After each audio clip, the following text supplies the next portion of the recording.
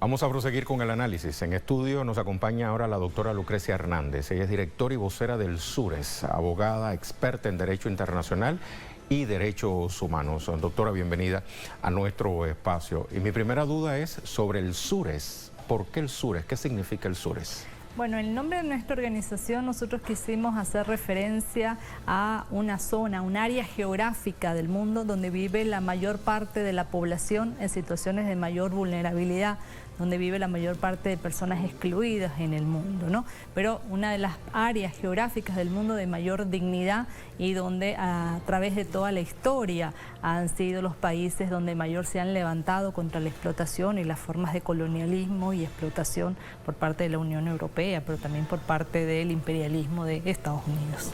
Bueno, pues entonces allí vamos a centrar nuestro análisis porque Venezuela forma parte de esos SURES, ¿verdad? Exactamente. Ahora, doctora, uno de los argumentos presuntos que dan los países miembros de la Unión Europea que han adversado al gobierno bolivariano es que en esta nación no se respetan los derechos humanos. Sin embargo, recientemente, y con usted tuve la oportunidad de dialogar sobre esta temática, asistimos a un informe preliminar que rindió una relatora sobre derechos humanos de la Organización de las Naciones Unidas, donde se demuestra todo lo contrario. Ella dijo, entre otras ideas, que tras haber observado in situ en el terreno cómo se comporta esa situación aquí en Venezuela, son las sanciones, muchas de ellas impulsadas por la Unión Europea, las que perjudican o las que interfieren en los derechos de los habitantes de este país. Sí, Rey, yo creo que también es importante recordar que esta es el segundo relator de las Naciones Unidas que nos visita en los últimos 4 años a Venezuela. Primero vino el relator especial sobre un orden democrático y equitativo internacional, el profesor Alfred de Salles, que también emitió un informe donde asentaba que la aplicación de medidas coercitivas unilaterales contra Venezuela, pero en realidad contra todos los países del mundo, causan efectos devastadores en la población civil y en particular en Venezuela. El informe del anterior relator nos señalaba que podían considerarse hasta un crimen de lesa humanidad tipificado en el artículo 7 del Estatuto de la Corte Penal Internacional. Esta nueva relatora que visitó el país, el informe que relata va más o menos por la misma senda, solo que ahonda más en los efectos devastadores de la aplicación de estas medidas que han causado una situación de bloqueo económico, financiero y criminal contra el pueblo venezolano, ¿no? Ella ha ido organizando su informe en las distintas áreas de afectación de los derechos humanos, en torno a la alimentación, en torno a la salud, los servicios públicos, e inclusive habla de los empleados públicos, los servidores públicos en Venezuela, cómo ha afectado, digamos, la carga de trabajo al tema de los salarios, por ejemplo, y el tema de los procesos de movilidad humana. Ha habido, digamos, un proceso donde en la administración pública hay pocas personas para resolver todos los asuntos, ¿no? Pero una cuestión fundamental que ella señala tiene que ver con la necesidad de que los países no apliquen medidas coercitivas, sino que todos los problemas sean resueltos por la vía del diálogo, del entendimiento y del multilateralismo. Hablando de eso, escuchábamos al principio de nuestro programa a la canciller española decir que ella confiaba en el diálogo, pero un diálogo ¿sobre qué base? Visitando un país vecino que adversa justamente a Venezuela. O sea, ¿cómo comprender esa doble postura, en este caso de España, país miembro de la Unión Europea? Sí, yo creo que han sido varios los ejemplos de la Unión Europea de intervencionismo realmente sobre el tema o sobre Venezuela, en donde se viola el principio de autodeterminación de los pueblos y donde las decisiones que han dictado en el último tiempo, no solo la de aplicación de medidas restrictivas, sino otras declaraciones de intervencionismo en torno a decisiones de por lo menos el Consejo Nacional Electoral, decisiones del Tribunal Supremo de Justicia, muestran, digamos, un doble rasero en el tema de derechos humanos, ¿no? Inclusive la solicitud que le hace, la invitación que le hace el presidente Nicolás Maduro en septiembre del año pasado a la Unión Europea para constituirse en observador, en veedores del proceso electoral. Ellos rechazan esa invitación, bueno, alegando que fue con muy poco tiempo, ¿no? Y un día después de darse las elecciones en Venezuela, emiten una declaración en desacuerdo con el proceso electoral por falta de transparencia y porque no se habían dado las garantías necesarias para desarrollarse. Entonces hemos visto que distintos procesos, distintas decisiones de la Unión Europea muestran una digamos, una visión distinta a la que realmente ellos expresan en torno a la que quieren diálogo, que quieren cooperar con el entendimiento en esta sociedad que vivimos, que, bueno, lamentablemente en este momento es una sociedad polarizada y no podemos, digamos, esconder ese hecho. Pero, digamos, todas las decisiones que vienen dictando desde el 2017, no solo la de aplicación de medidas restrictivas, sino las otras decisiones y declaraciones que han emitido, muestran todo lo contrario. Como también el ejemplo que tú señalas de esta ministra de Relaciones Exteriores de la Unión Europea que visita Colombia para apoyar el tema del estatuto de refugiados, el estatuto provisional que dicta el gobierno de Colombia, pero en el caso de Venezuela se niegan a apoyar el tema, por ejemplo, de la repatriación o de la vuelta a Venezuela de una cantidad de connacionales que han venido desde la pandemia hasta ahorita, sobre todo desde el 2019, regresando a la patria, ¿no? Y es curioso además que lo haga la representante diplomática de un país que tiene una situación migratoria complicada, ¿verdad? Difícil de solucionar, sin embargo parece hacerle caso omiso. Sí, nosotros tenemos del conteo que nosotros venimos haciendo desde la organización, más de 6 millones de personas hay desplazadas en Colombia y en el caso de Venezuela muchas de ellas están en Venezuela, ¿no? Y resulta como paradójico que el presidente Iván Duque en el inicio del segmento de alto nivel del Consejo de Derechos Humanos de las Naciones Unidas, al inicio de su discurso, antes de hablar de Colombia, habla sobre el tema de la migración venezolana, ¿no? Él tiene un problema muy grave con los desplazados colombianos, con las masacres que hay en el caso de Colombia a defensores de derechos humanos. Entonces es, digamos, bastante llamativo que empiece su intervención, en vez de hablar de su país, hablar de su vecino. Buen punto ese que acaba de señalar, no solamente con las personas que migran desde Colombia hacia otras naciones, sino los desplazados internos que hay producto del conflicto armado. Exactamente, o sea, producto del conflicto armado hay más de 6 millones desplazados en el mismo Colombia y también por toda la situación compleja de Colombia, y creo que es importante, por ejemplo, en el caso de Colombia, que la Unión Europea pueda ayudar a ver cómo el acuerdo o el supuesto acuerdo de paz se está cumpliendo en Colombia, que ha sido denunciado por todas las organizaciones de la sociedad civil o por muchas organizaciones de la sociedad civil en el mismo Colombia, y es un tema que requiere inmediata atención de la Unión Europea y debería aprovechar, digamos, esta alta comisionada de la Unión Europea para revisar el tema también del acuerdo de paz en Colombia antes que otros temas, o además de otros temas que ocurren en la frontera y con el tema colombiano. Ahora, ¿por qué no forma parte eso de las prioridades de la Unión Europea y Venezuela en cambio sí? Yo creo que lo primero que hay que entender que la aplicación de estas medidas coercitivas lo que quieren es un cambio de gobierno, ¿no?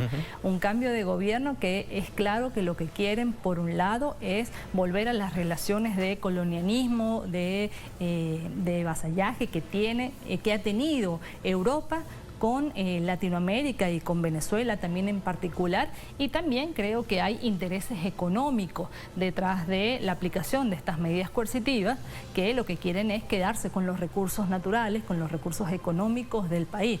Es claro que si bien la Unión Europea, quizás a diferencia de las medidas que aplica Estados Unidos, se han dirigido con el tema del embargo de armas y con la aplicación de medidas restrictivas a altos funcionarios del Estado venezolano, también se han incentivado otro tipo de medidas, como por ejemplo el cierre de cuentas de los bancos, la retención del dinero de los bancos corresponsales de Venezuela. Lo veíamos del oro también por el Banco de Inglaterra, perteneciendo todavía al Reino Unido a la Unión Europea. Exactamente, la retención de los más de 1.000 millones de euros que hay depositados en el Banco de Inglaterra. Y que han sido reclamados por el gobierno venezolano, sobre todo en este contexto de la pandemia de COVID-19. Sin embargo, actores políticos de oposición han instado a la Unión Europea a que no cedan.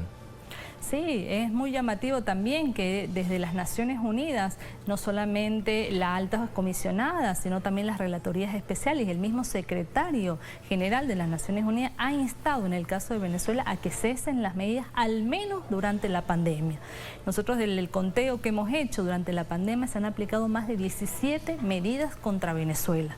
Y no solamente contra funcionarios del Estado, sino contra personas extranjeras, contra bancos, contra empresas privadas y públicas, contra buques. Los buques, no sé si tú recuerdas, el año pasado. Los buques iraníes. Los buques iraníes, no solamente los buques, sino los capitanes de los buques correcto. fueron sancionados por parte del gobierno de Estados Unidos, ¿no? Eso también causa indefensión, causa una alteración, digamos, en la cotidianidad del país y causa una dificultad en el país para poder hacer frente a esta terrible pandemia que estamos viviendo. Frente a este impas que se vive hoy entre Venezuela y la Unión Europea, ¿cómo vislumbra usted el futuro próximo? ¿Se estancan las relaciones de por vida? Ya el doctor Tortolera nos hacía alguna que otra alerta al respecto. No es que no haya relaciones, sino que están por el momento congeladas con representaciones en ambos casos, pero no a plenitud. ¿Significa esto que se va a mantener así de por vida? Porque, por ejemplo, cuando escuchamos las palabras del presidente Nicolás Maduro, él decía, nos costó trabajo tomar esta decisión porque nosotros siempre hemos abogado por el diálogo y el trabajo común, pero no nos dejó otra opción el Ejecutivo, en este caso pluriestatal, ¿no?, de la Unión Europea. Sí, yo creo que qué es lo que va a pasar es difícil, digamos, saberlo, pero nosotros como organización... Pero si evaluamos, por ejemplo, las posturas de parte y parte, eso sí nos permite dar una luz. Sí, no, yo también creo, un poco con lo que decía uno de los invitados anteriores, también hay que ver al interior de los países de la Unión Europea qué es lo que realmente piensan, porque muchos países de la Unión Europea todavía continúan teniendo relaciones comerciales con Venezuela. Incluso hay países que se han ya aventurado a desconocer a Juan Guaidó. Exactamente. Se van como que desligando de esa narrativa, ¿no? Exactamente. Yo creo que y aspiramos a que la Unión Europea deje de utilizar estas medidas de presión, al igual que Estados Unidos, y respete el derecho internacional, respete el principio de autodeterminación de los pueblos que están en los instrumentos principales de las Naciones Unidas y pueda volver a una senda democrática. O sea, porque ahí yo creo que la falta de democracia está en las decisiones de este bloque regional, más que en las decisiones del gobierno venezolano. O sea, el tema de la Asamblea Nacional, digamos, se venía pidiendo y todos los partidos de oposición venían pidiendo las elecciones en la Asamblea, la renovación de la Asamblea, y una vez que se da esa renovación, lo mismo que ha pasado con otras decisiones, como la decisión también del llamado a elecciones presidenciales después de la muerte del presidente Chávez. Entonces, se solicita y una vez que el gobierno accede o una vez que se llaman a elecciones, inmediatamente se desconoce, ¿no?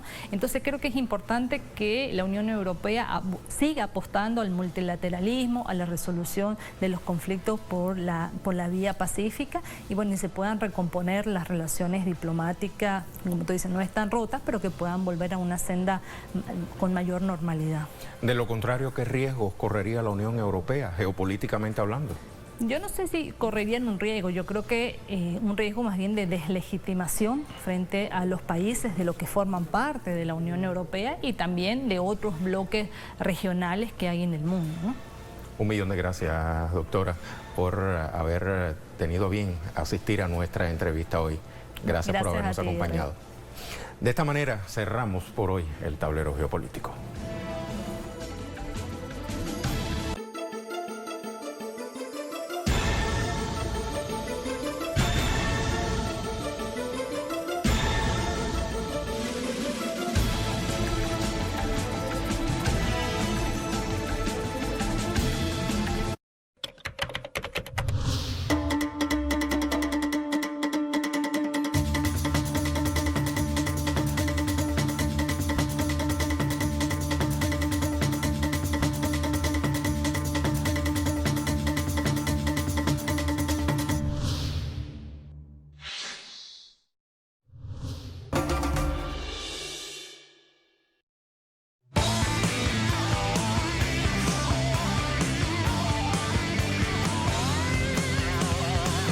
La mejor información de nuestra América Deportiva. Un espacio para el análisis y mirar el deporte como nunca antes. Sábados y domingos. Solo por Telesur.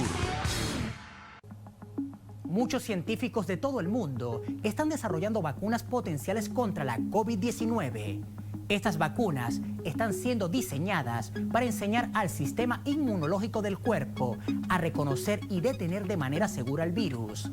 Algunas de ellas son vacunas con virus inactivados o atenuados. Se usa un virus previamente inactivado o atenuado, por lo que no causa enfermedad, pero aún produce una respuesta inmune. Vacunas fundadas en proteínas. Se utilizan fragmentos de proteínas o estructuras de proteínas inofensivas para imitar el virus que produce la COVID-19 y generar una respuesta inmune. Vacunas con vectores virales. Utilizan un virus genéticamente modificado que no puede provocar la enfermedad, pero sí puede producir proteínas de coronavirus para generar una respuesta inmunitaria segura. Vacunas con ARN y ADN, que utiliza ARN o ADN genéticamente modificados para generar una proteína que por sí sola desencadena una respuesta inmunitaria.